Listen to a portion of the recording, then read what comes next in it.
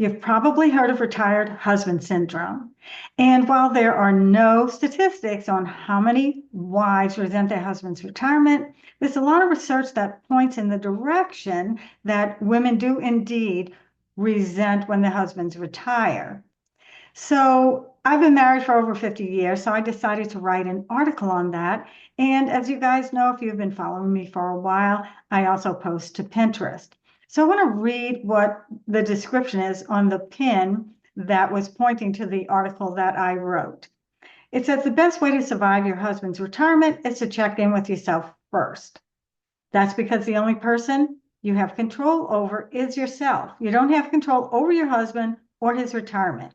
It's up to you to make the decision to thrive, not simply survive. So in this article, I give tips on what a woman can do if she's frustrated with her husband's retirement. And I do want to read a comment that I received from a Pinterest follower.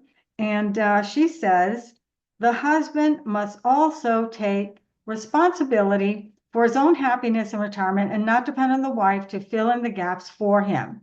She's his wife, not his therapist or his maid. Now, I wholeheartedly agree with that. But again, communication is key. And the only person we can change is ourselves. We can't force other people to do what we want. So here are my 3 tips if you are struggling with your husband's retirement.